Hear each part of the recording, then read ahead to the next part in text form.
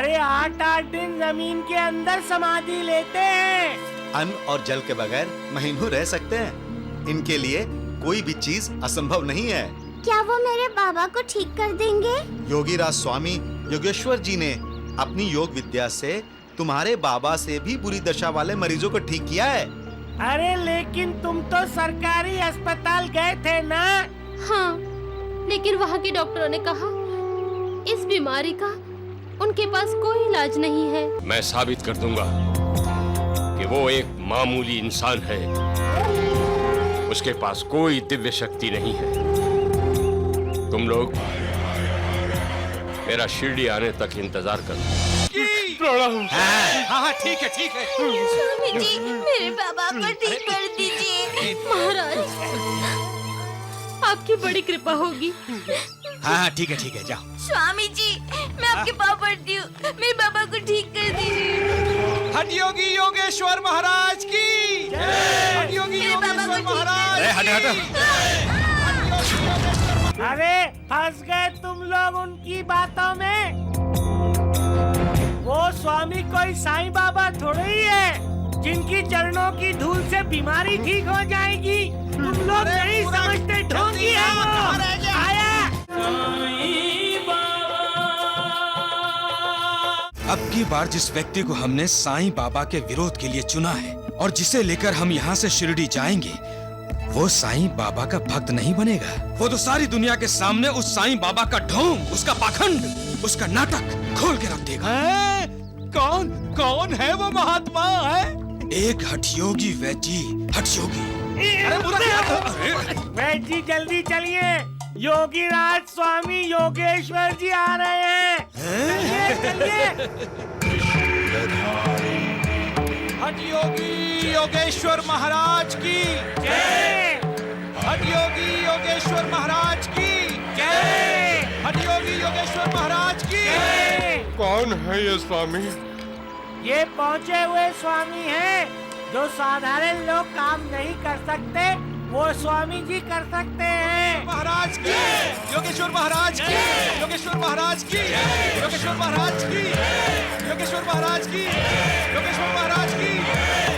अरे 8-8 दिन जमीन के अंदर समाधि लेते हैं। अन्न और जल के बगैर महीनों रह सकते हैं। इनके लिए कोई भी चीज असंभव नहीं है। क्या वो मेरे बाबा को ठीक कर देंगे? योगीराज स्वामी योगेश्वर जी ने अपनी योग विद्या से तुम्हारे बाबा से भी बुरी दशा वाले मरीजों को ठीक किया है। अरे लेकिन तुम तो सरकारी अस्पताल गए थे ना? हाँ, लेकिन वहाँ के डॉक्टरों ने कहा इस बीमारी का उनके पास कोई इलाज नहीं है। स्वामी जी के पास हर बीमारी का इलाज है। वो मुझे जरूर ठीक कर देंगे। योगेश्वर महाराज की द्वारिकानाथ जी, मैं देख रहा हूँ जब स्वामी जी शिरडी में पानी के ऊपर चलेंगे तो मारे शर्म के वो ढोंगी साईं पानी में डूब जाएगा। डुबुक डुबुक डुबुक। डूबने और डुबाने वाला वो है और बचाने वाला भी वो है। मालिक ही मारक है और मालिक ही तारक है। वही होता है जो वो चाहता है। कोई कितना भी किसी का बुरा करने की कोशिश करे, कितनी भी किसी को बद्दुआ दे, उस मालिक की दुआ साथ है तो किसी की भी बद्दुआ का असर नहीं होगा। हठ योगी योगेश्वर महाराज की जय। हठ योगी योगेश्वर महाराज की जय। हमारी पूजा स्वीकार कीजिए और एक बार शिरडी जरूर आइए।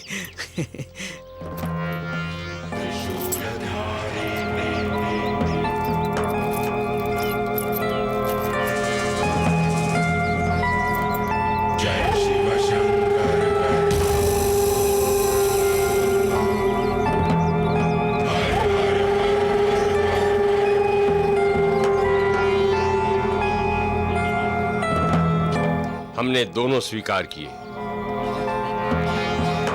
तुम्हारी पूजा भी और तुम्हारा निमंत्रण भी।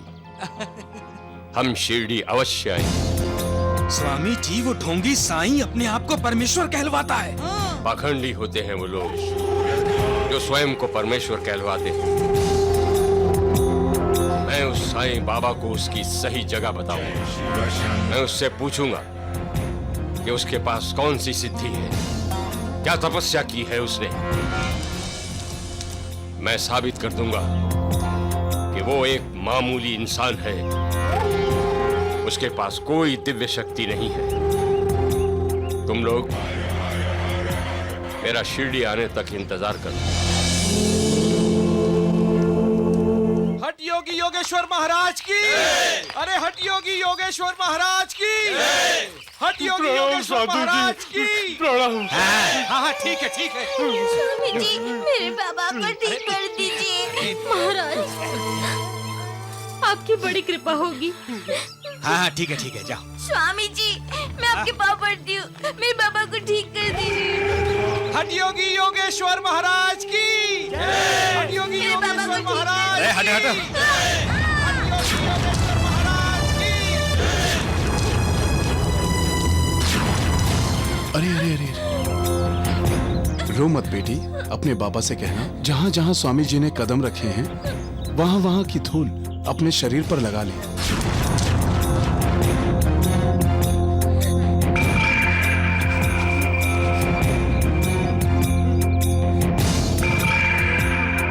अरे फंस गए तुम लोग उनकी बातों में।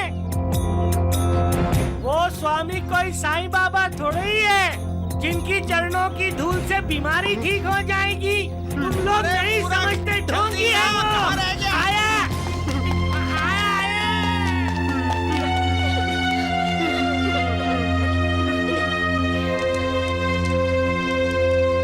बाबा, किस बात पे क्रोधित हुए आप? जब इंसान इंसान का दुश्मन बन जाता है तो मुझे क्रोध आता है नानावली। अपने आप को विद्वान, ज्ञानी, योगियों के योगी कहलाने वाले जब किसी की भावनाओं के साथ, जज्बात के साथ खिलवाड़ करते हैं तो मुझे क्रोध आता है। अरे किसी का भला नहीं कर सकते ना करो, बुरा तो मत करो। किसी को सम्मान नहीं दे सकते ना दो, उसका अपमान तो ना करो। बुरा व्यवहार करके किसी की अवहेलना करने का आपको कोई अधिकार नहीं है। किसी के हाल पर हंसना, उसका मजाक उड़ाना क्या आपको शोभा देता है? अपने आप को योगी कहते हो और अपने मन पर अंकुश नहीं लगा सकते। कैसे योगी हो तुम? शांत हो जाइए साईनाथ, शांत हो जाइए। मैं जब दुखियों को, पीड़ितों को देखता हूँ तब मेरा मन अशांत हो जाता है महालसापति, अशांत हो जाता है। तो फिर ऐसे ज्ञानियों को समझाइए आप, जो दूसरों की भावनाओं के साथ खेलते हैं। वो ज्ञानी ही क्या श्यामा जिन्हें समझाना पड़े।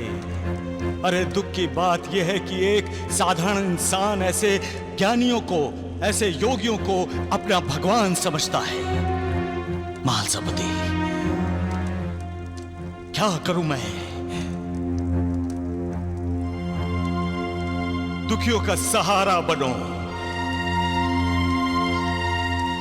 या ऐसे अहंकारी लोगों के अहंकार का विनाश करूं? ये सब देखकर वही सवाल मन में आता है महालसापति कि क्या इस शरीर की मर्यादा का पालन करते हुए मैं काम पूरा कर सकूंगा जो मालिक ने मुझे सौंपा है? सबका मालिक एक।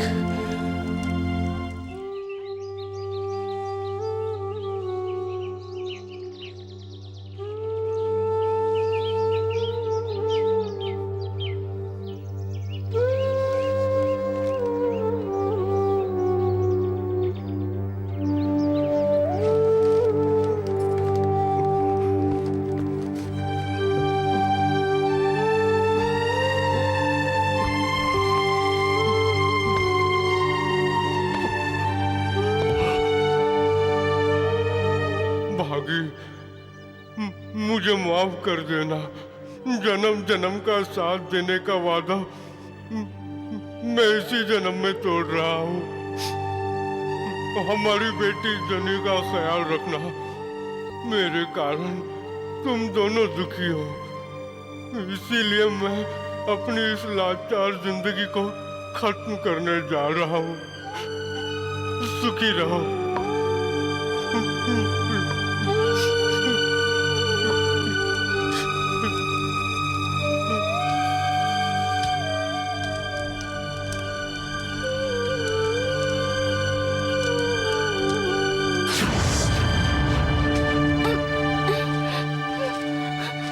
डर ही गए थे। बड़ी अच्छी नींद लगी थी मेरी तो। बाबा, जेनी के बाबा, बाबा, जेनी के बाबा, बाबा, बाबा, जेनी के बाबा।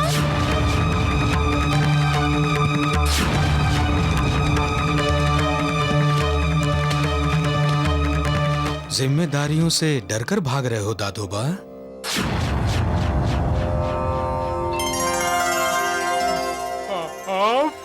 मैं हर तरफ, हर जगह होता हूँ। मैं तुम्हारा मार्गदर्शन करने आया हूँ। बाबा, मैं अपनी इस अपाहिज जिंदगी से तंग आ गया हूँ। ठीक है, तुम अपाहिज हो, लेकिन तुम किसी के पति हो, किसी के पिता हो। क्या तुम्हारा उनके लिए कोई कर्तव्य नहीं है? तुम उन्हें छोड़कर चले जाओगे तो वो जिंदगी भर अपने आप को अपराधी समझेंगे। अपना और अपनों का उद्धार करने के लिए उस मालिक ने तुम्हें जिंदगी दी है। भगीरथी और जनी तुम्हें ढूंढ रही है। जाओ दादोबा, जाओ। जेनी के बाबा।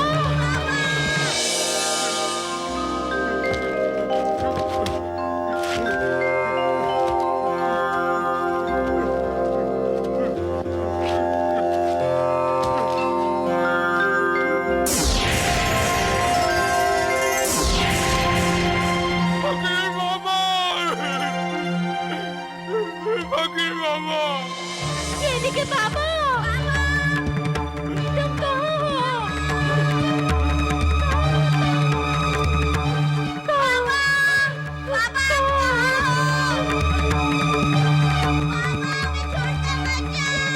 कभी नहीं जाऊंगा, कभी नहीं जाऊंगा जनी बेटी, कभी नहीं जाऊंगा। जेनी के बाबा, कभी नहीं जाऊंगा। साईं राम साईं श्याम, दुख भंजन तेरो नाम। सुख धाम धन धाम साईं राम साईं श्याम, गुण धाम यश धाम साईं राम साईं श्याम। ओ भक्त वत्सल दीन बंधु बाबा तुझे प्रणाम। साईं बाबा तुझे प्रणाम, साईं बाबा तुझे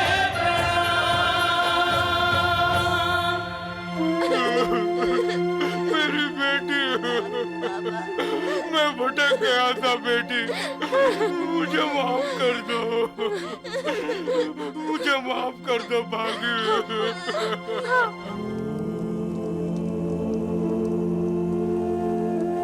साईनाथ, आपकी आंखों में आंसू? साईनाथ, आप तो योगियों के योगी हैं। आपने तो विकारों को जीत रखा है साईनाथ। फिर भी मैं कभी कभी हार जाता हूं। मालिक ने मुझे लोगों का करुणा कर बना कर भेजा है, इसलिए जब जब मैं कोई करुण दृश्य देखता हूं,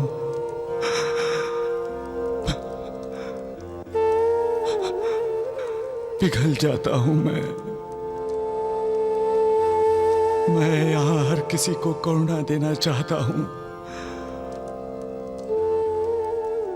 उनका दुख दर्द दूर करना चाहता हूं, और इसीलिए उन्हें यहाँ शिरडी बुला लेता हूँ। कई जगह तो मैं किसी दूसरे रूप में जाकर करुणा देता हूँ। तुम्हारे साईं बाबा पर आज जिनका विश्वास है वो तत्काल मेरे पास यहाँ चले आते हैं, और जिन्हें मुझ पर विश्वास नहीं है वो मुझसे दूर रहते हैं। जो मेरे पास आते हैं उन्हें मेरी कृपा का लाभ होता है, लेकिन वो दिन भी दूर नहीं महालसापति कि सभी मुझ पर विश्वास करेंगे, मेरी कृपा का लाभ उठाने सब शिरडी में आएंगे। मेरे शब्द याद रखना महालसापति।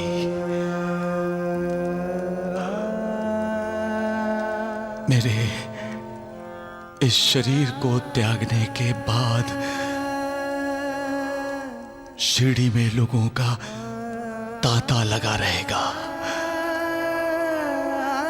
लोग मेरी समाधि के दर्शन करने और अपने दुख दर्द से छुटकारा पाने आते रहेंगे।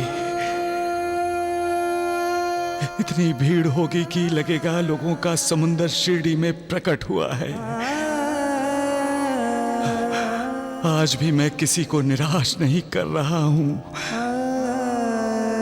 मेरे जाने के बाद भी मेरी समाधि किसी को निराश नहीं करेगी। हर पीड़ित पर, हर दुखियारे पर मेरी समाधि कृपा करेगी। उनके दुख दर्द का इलाज करेगी।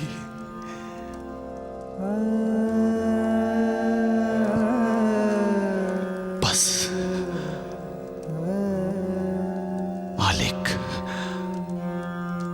मालिक से यही प्रार्थना है कि वो मुझे इतनी शक्ति दे कि मैं हर किसी की पीड़ा दूर कर सकूं।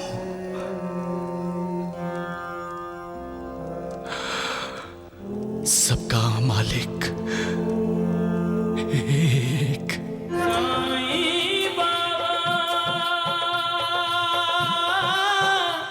कुछ पता भी है? तुम्हारी पहली बहू मैना के माता पिता आ रहे हैं। वो देखो। मेरी आज्ञा के बगैर तुम एक कदम भी बाहर नहीं रखोगी, समझी? और तुम्हारे माँ बाप आ रहे हैं। ज्यादा चपड़ चपड़ मत करना, वरना जुबान काट लूंगी तेरी। बृहस्पति जी के भविष्य के बारे में तेरे माँ बाप को बिल्कुल पता नहीं चलना चाहिए। बात समझ में आई? जी। मन में बेचैनी सी थी, इसलिए हम मिलने चले आए। मेरी बहू बहुत अच्छी है। इसने मुझे कभी बेटी की कमी महसूस ही नहीं होने दी। मैं यहाँ बहुत खुश हूँ, बहुत खुश हूँ मैं यहाँ। मुझे यहाँ कोई तकलीफ नहीं है। तुमने रमाकांत की दूसरी शादी के लिए लड़की वालों को इनकार क्यों कर दिया? अरे लेकिन तुमने तो। आशा, रमाकांत दूसरी शादी नहीं करेगा। दुर्गा, तुम भी ना गिरगिट की तरह रंग बदलती हो। समधन जी, ये मैं क्या सुन रहा हूँ? वो पता नहीं क्यों ये आस पड़ोस वाले रमाकांत की दूसरी शादी के लिए मेरे पीछे क्यों पड़े हैं। ये जो आशा आई थी बहुत बड़ा रिश्ता लेकर आई थी, बहुत अमीर घराने का। अच्छा, घर छोड़कर जा रही थी? अरे कुछ दिन रुक जा, तुझे तो ये दुनिया छोड़कर जाना है। कान खोलकर सुन ले, आज के बाद अगर तूने घर छोड़ने के बारे में सोचा भी तो मैं तेरी टांगे तोड़ दूंगी। अब वो ऐसा कुछ नहीं करेगी माँ। क्यों? इसने तुझे विश्वास दिलाया है? नहीं, मैंने इसे विश्वास दिलाया है कि मैं दूसरी शादी नहीं करूंगा। क्या? हाँ माँ, तुम आशा मौसी को बोल दो कि वो लड़की वालों को संदेशा भेज दे, मैं दूसरी शादी नहीं करूंगा।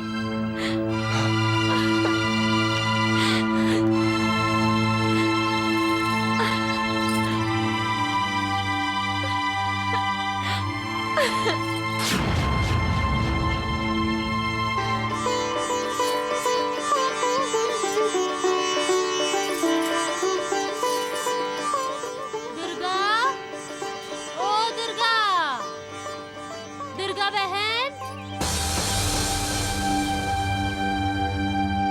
क्या बात है? कुछ पता भी है? तुम्हारी पहली बहू मैना के माता पिता आ रहे हैं। कहाँ? वो देखो। हाँ? रुक जा बहू, कहाँ जा रही है तू? माँ जी वो कुछ नहीं। मेरी आज्ञा के बगैर तुम एक कदम भी बाहर नहीं रखोगी, समझी?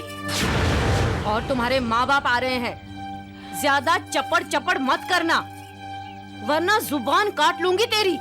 बृहस्पति जी के भविष्य के बारे में तेरे माँ बाप को बिल्कुल पता नहीं चलना चाहिए। बात समझ में आई? जी। तुझे यहाँ कोई तकलीफ नहीं है? जी, कोई तकलीफ नहीं। तेरी सासू माँ तुझे बहुत प्यार करती है ना बहू? बोलो। अगर तुमने कुछ भी उल्टा पुल्टा कह दिया तो एक बात ध्यान रखना, रमाकांत के लाख मना करने के बावजूद मैं उसकी दूसरी शादी करा दूंगी। नहीं माँ जी। और तेरी बची हुई जिंदगी को नर्क बना दूंगी मैं। नहीं, नहीं माँ जी।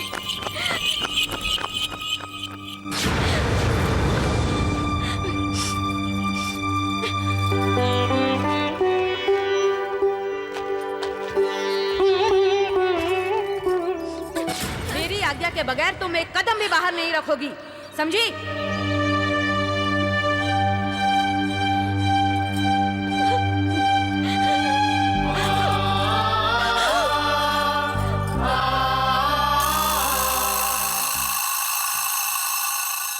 बलवान को अपने बल का प्रयोग निर्बलों की रक्षा करने के लिए करना चाहिए, न कि अत्याचार करने के लिए।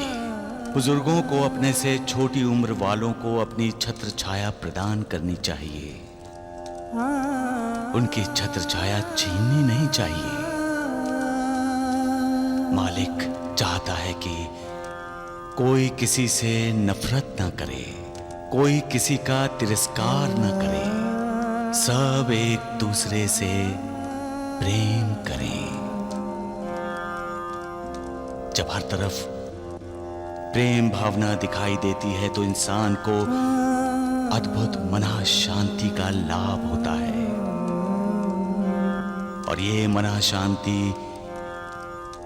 इंसान को संकेत करती है कि मालिक की दुआ उसके साथ है। सबका मालिक एक। अब तो आपको यकीन हो गया ना नाना साहब कि आपकी बेटी यहाँ बहुत खुश है?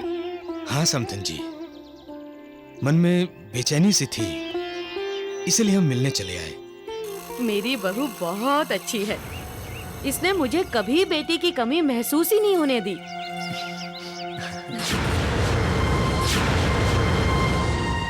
अरे मैना, वहाँ क्यों खड़ी है? तेरे माता पिता आए हुए हैं, यहाँ आना आना।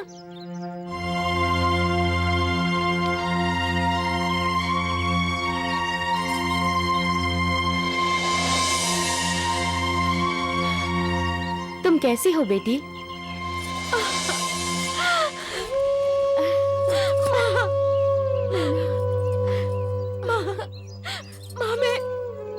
मैं यहाँ बहुत खुश हूँ, बहुत खुश हूँ मैं यहाँ। मुझे यहाँ कोई तकलीफ नहीं है। और माँ जी तो मेरा बहुत ख्याल रखती हैं। आप बताइए माँ कि आप और पिताजी कैसे हैं? जब तुम खुश हो तो हम भी खुश हैं, क्यों जी? हाँ,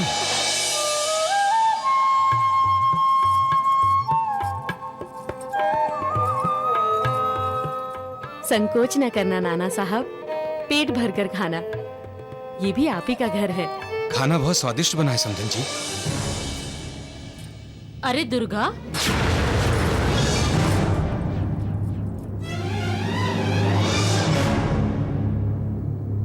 तुमने रमाकांत की दूसरी शादी के लिए लड़की वालों को इनकार क्यों कर दिया?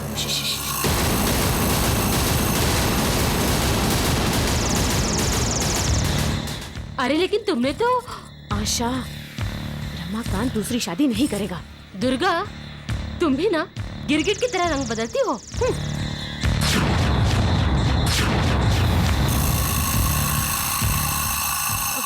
समधन जी, ये मैं क्या सुन रहा हूँ? वो पता नहीं क्यों ये आस पड़ोस वाले रमाकांत की दूसरी शादी के लिए मेरे पीछे क्यों पड़े हैं। ये जो आशा आई थी, बहुत बड़ा रिश्ता लेकर आई थी, बहुत अमीर घराने का।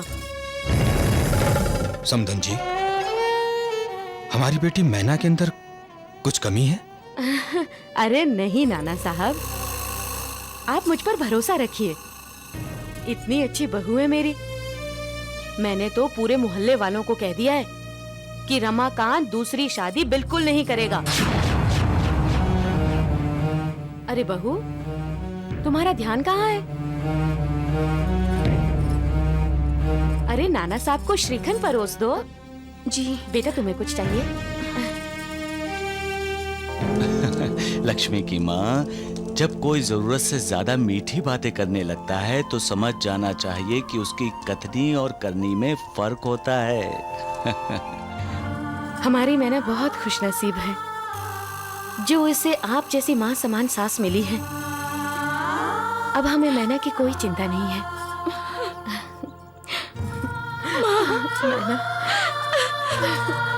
माँ, मुझे आपके साथ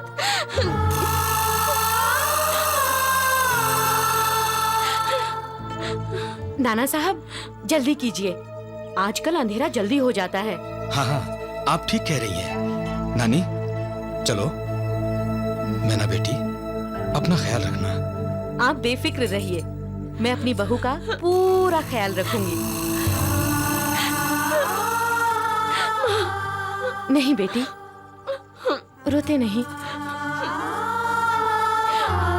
इसका बच्चे पर असर पड़ता है और हमारे साथ साईं बाबा का आशीर्वाद है।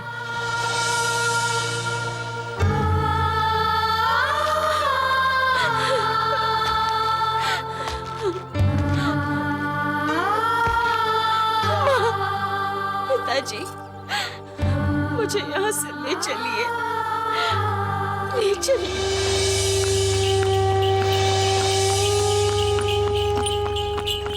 पता नहीं माँ, अब आपसे कभी मुलाकात होगी या नहीं। बंद करो ये रोना धोना। ऐसे रो रही है जैसे इसके माँ बाप मर गए हो। माँ जी, ऊंची आवाज में बात मत करना, वरना तेरा गला घोट दूंगी मैं। माँ बाप से मेरी बुराई करना चाह रही थी? है? बोल रही थी मुझे साथ लेकर चलो। बहरी नहीं हूँ मैं, सब सुना है मैंने।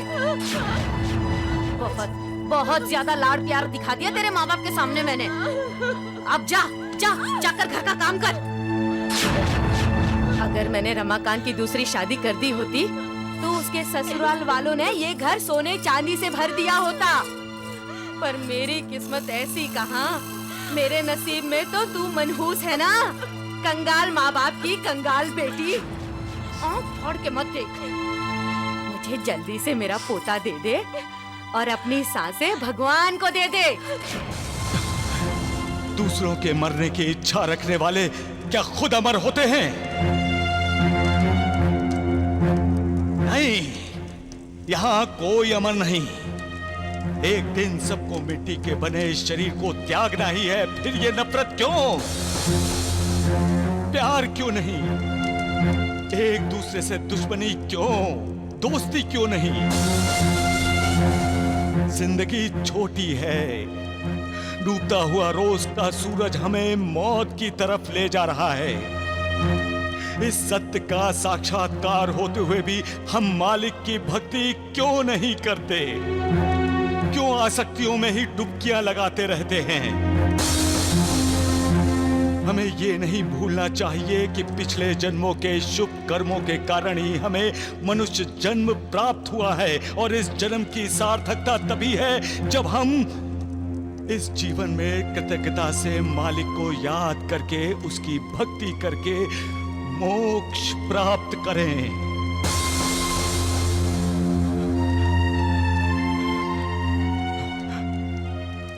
नफरत हमें मालिक से दूर ले जाती है और प्यार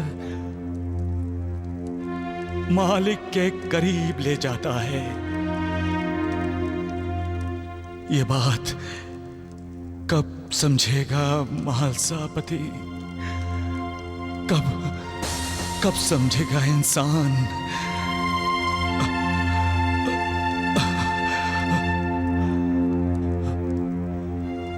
सबका मालिक एक